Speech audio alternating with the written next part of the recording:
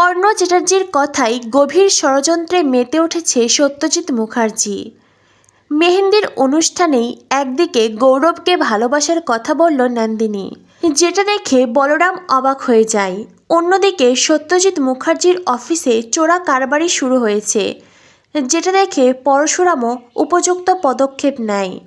বন্ধুরা, পরশুরাম ধারাবাহিকের আজকের পর্বে দেখানো হয়েছে সত্যজিৎ মুখার্জি পরশুরামকে বলে, জামাই তুমি এখনও দাঁড়িয়ে রইলে কেন, যাও অফিসের উদ্দেশ্যে এবার বেরিয়ে পড়ো। তটিনী পরশুরামকে বলে, আমি কি তোমার সাথে যেতে পারবো? পরশুরাম বলে, অবশ্যই পারবে, আমি তো বলেছি আমরা সারা জীবন সবসময় একসাথে থাকব, চলো। এই বলে পরশুরাম তটিনী বেরিয়ে পড়ে। সত্যজিৎ মুখার্জি তটিনীর মাকে বলে, যাও নন্দিনীকে নিয়ে ওপরে যাও, লাট্টু পিকো তোমরাও যাও। সবাই ওখান থেকে চলে গেলে কর্ণ চ্যাটার্জি সত্যজিৎ মুখার্জিকে বলে, কি মনে হয় বাড়ির জামাই প্রথম দিন অফিসে কেমন পারফরমেন্স করবে? সে কি 0 পাবে নাকি 10 আউট অফ 10? এটা শুনে সত্যজিৎ মুখার্জি কর্ণের দিকে তাকায়। দুজনের চাহনি স্পষ্ট জানিয়ে দেয় এই দুজন এক হয়েছে আর গভীর ষড়যন্ত্রে পরশুরামকে ফাঁসাতে চাইছে।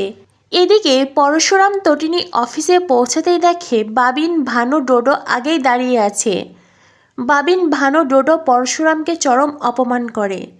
তার আগের কাজের বেতন, তার সহজ সরল জীবনযাপন, তার লুঙ্গি, ছাতা, এমনকি বর্তমানে স্যুট বুট সব কিছু নিয়ে পরশুরামকে কটাক্ষ করে। যদিও তটিনী সেই অন্যায়ের প্রতিবাদ জানায়, সবাইকে চুপ থাকতে বলে, কিন্তু কেউই কোনো কথা শোনে না। পরশুরাম ভানুকে বলে, এই যে এত কথা বলছেন, আপনি জানেন তো আমি চাইলে আপনার পা ভেঙে দিতে পারি।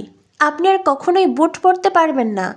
আমি চাইলে আপনার কলারের এইখানটাও ভেঙে দিতে পারি। আর কখনোই নিজের গায়ে কোট জড়াতে পারবেন না। আর চাইলে আপনার হাতটাও ভেঙে দিতে পারি। আর কখনোই ওই হাতে কিছু পরতে পারবেন না। তাই বলছি চুপ থাকুন, নিজেদের সীমার মধ্যে থাকুন। বাবিন পরশুরামকে বলে, আপনি কি আমাদেরকে থ্রেট করছেন নাকি? হ্যাঁ। তখনই পরশুরাম সত্যজিৎ মুখার্জিকে কল করে আর জানাই, আপনাদের পরিবারের লোকজন অফিসে অসভ্যতা করছে। এটা শুনে সত্যজিৎ মুখার্জি ভানুকে সাবধান হতে বলে। সত্যজিৎ মুখার্জির কথা শুনে ভানু বলে, এতদিন আমরা যে অফিসের কাজ সামলেছি, আজ হঠাৎ একজন উড়ে এসে জুড়ে বসবে আর আমরা সেটা মেনে নেব? আমরা যেই চেয়ারে বসেছি এখন ও এই চেয়ারে বসবে, আমাদেরকে মেনে নিতে হবে? তখনই সত্যজিৎ মুখার্জির পাশে থাকা কর্ণ চ্যাটার্জি ফোন তুলে নেয়। কর্ণ চ্যাটার্জি ভানুকে বলে, আমি পরশুরাম নই, আমি হলাম কর্ণ। আমি যদি একবার তীর ছুঁড়ি না, তুমি শেষ হয়ে যাবে। তাই বলছি আমাদের কাজ পণ্ড করো না, অযথা ঝামেলা করে সব পরিকল্পনা ভেস্তে দিও না। তুমি বরং লাঞ্চ টাইমে আমাকে কল করো, আমি তোমাকে আসল উদ্দেশ্য জানিয়ে দেব। এরপরেই ভানু চুপ হয়ে যায়। কর্ণ বলে, এখন পরশুরামকে সরি বলবে। এটা শুনে ভানু খুব অপমান বোধ করে, কিন্তু কর্ণের হুমকির কাছে সে নিরুপায় হয়। তাই ভানু পরশুরামকে সরি বলে। তটিনী একে একে বাবিন, ডোডোর দিকেও তাকায়, তারাও পরশুরামকে সরি বলে। এরপরেই তটিনী ভানু আর ডোডোকে বলে, তোমরা দুজনেই 2 কাপ কফি নিয়ে আসবে।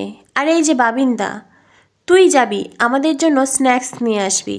এটা শুনে বাবিন, ভানু, ডোডো চরম অপমানিত হয়। তটিনী জানায়, আমার বর এখন যেই পদে আছে, চাইলে তোদেরকে অফিস থেকে ঘাট ধাক্কা দিয়ে বের করে দিতে পারে। তাই আমরা যেটা বলছি এখন তোরা বাধ্য ছেলের মতন সেটাই শুনবি, নইলে সন্ধেবেলা লেটার নিয়ে যাস। এই বলে তটিনী পরশুরাম ঘরে চলে যায়। আর অন্যদিকে বাবিন রাগে জ্বলতে থাকে। বাবিন ভানুকে বলে, সত্যজিৎ মুখার্জি কি বললেন? ভানু বলে, সত্যজিৎ মুখার্জি কম, কর্ণ চ্যাটার্জি বেশি বললেন, আর লাঞ্চ টাইমে পুরো বিষয়টা বোঝাবেন। তখনই ডোডো বলে, আমি আগেই বলেছিলাম এটা একটা পুরো খেলা। বাবিন বলে, দূর, কোনো খেলা নয়। কর্ণ চ্যাটার্জি নিজের সন্তানকে বাঁচানোর জন্য আমাদের পরিবারের ওপরে বোঝা চাপাচ্ছে, আমাদের পরিবারকে ব্যবহার করছে। ভানু বলে, কর্ণ চ্যাটার্জির মাথা, ওটা মাথা নয়, শয়তানের কারখানা। হতে পারে এর পেছনে অন্য কোনো উদ্দেশ্য আছে। এদিকে দেখানো হয় তটিনী পরশুরামকে তার চেম্বারে নিয়ে আসে, তার চেয়ারে বসতে বলে, কিন্তু পরশুরাম চেয়ারে বসে না। তটিনী বলে, সে কি, তুমি বসবে না? পরশুরাম বলে, তোমার কি মনে হয় আমি বসবো? তটিনী বলে, এত বছর যে মানুষটাকে আমি চিনে এসেছি তার থেকে মনে হয় সে বসবে না। আমার বর এই চেয়ারে বসার মানুষ নয়। পরশুরাম বলে, তুমি ঠিকই ভেবেছ, এই চেয়ারে বসলে আমার গায়ে ফোস্কা পড়বে। তটিনী বলে, তবে কিছু বিষয় আমার কাছে বেশ ধোঁয়াশা লাগছে জানো তো। এই যেমন এই অফিসের দায়িত্ব নিতে তুমি রাজি হলে কেন? পরশুরাম বলে, নন্দিনী মুখার্জি একজন উপযুক্ত জীবনসঙ্গী পাবে সেই জন্য। তটিনী বলে, শুধু কি সেই জন্য? পরশুরাম বলে, জীবন ভালো হতে একজন উপযুক্ত জীবনসঙ্গীর প্রয়োজন। অবশ্যই এটা একমাত্র কারণ নয়, আরও একটা কারণ আছে। তটিনী বলে, আমি জানতাম। তখনই সেখানে ভানুরা চলে আসে আর রেগেমেগে স্ন্যাক্স কফি টেবিলে রাখে। আর ভানু তটিনীকে বলে, আর কোনো আদেশ আছে? তটিনী বলে, না, আপাতত তোমরা এখান থেকে বেরিয়ে যাও। পরশুরামও সবাইকে ঘর থেকে বেরিয়ে যেতে বলে, যেটা দেখে ভানুরা আরও বেশি অপমানিত হয়। এরপরেই পরশুরামের ফোনে কল আসে। বলরাম জানায় সে একটা সূত্র পেয়েছে, পরে সেই বিষয়ে পরশুরামের সাথে আলোচনা করবে। আপাতত পরশুরামকে সাবধানে থাকতে বলেছে। যদিও বলরাম জানে পরশুরাম তার তীক্ষ্ণ দৃষ্টিতে সব কিছুই টের পায়, আর পরশুরাম যখন অফিসে এসেছে নিশ্চয়ই কোনো উদ্দেশ্য আছে। পরশুরামও জানায় এই চেয়ারের প্রতি আমার কোনো লোভ নেই, আমি এখানে এসেছি অন্য এক কাজে।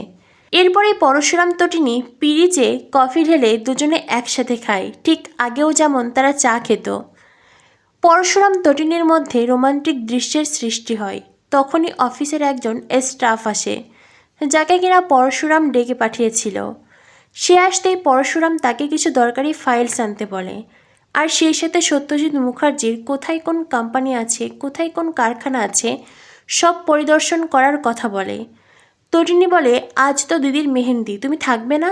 পরশুরাম বলে, মেহেন্দির অনুষ্ঠানে ছেলেদের কি কাজ? তটিনী বলে, তবুও তুমি থাকবে। পরশুরাম বলে, ঠিক আছে, আমি সময় মতন ঠিক পৌঁছে যাব। তটিনী বলে, কত দিক তুমি সামলাচ্ছ গো, তোমার কষ্ট হয় না? পরশুরাম বলে, এতটুকু তো করতেই হবে।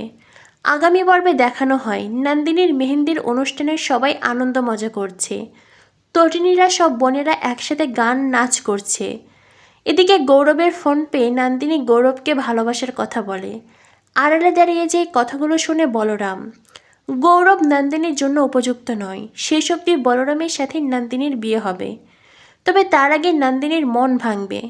গৌরবের প্রেমে পড়েছে নন্দিনী, তাই তাকে কষ্ট পেতে হবে। পরে বলরামের মতন একজন যোগ্য জীবনসঙ্গী পেয়ে সে সুখী হবে সেটা নিশ্চিত। তবে আপাতত নন্দিনীর জীবনে আসতে চলেছে ভয়ঙ্কর ঝড়। অন্যদিকে পরশুরাম জানতে পারে সত্যজিৎ মুখার্জির একটি কারখানায় কিছু চোরাই কারবারি হচ্ছে। পরশুরাম বলে, মালগুলো তুলে নাও, আর সেই সাথে সেই লোকগুলোকেও তুলে নাও, তারপরে হবে আসল খেলা। আড়াল থেকে তটিনী সবটা জানে। তটিনী বুঝতে পারে পরশুরাম অফিসের একজন হয়ে নয়, বরং স্পেশাল ব্রাঞ্চের একজন হয়েই সত্যজিৎ মুখার্জির অফিসে গেছে সব তথ্য প্রমাণ সংগ্রহ করতে, সত্যজিৎ মুখার্জির কোম্পানির পর্দা ফাঁস করতে। তো বন্ধুরা, বুঝতেই পারছো সত্যজিৎ মুখার্জি, কর্ণ চ্যাটার্জি ভাবছে তারা পরশুরামকে নিয়ে খেলছে, কিন্তু তারা এখনও জানে না এই খেলার আসল মাস্টার মাইন্ড পরশুরাম। কী হতে চলেছে পরশুরাম ধারাবাহিকে পরবর্তী আপডেট পেতে আমাদের সাথেই থেকো। ধন্যবাদ সবাইকে।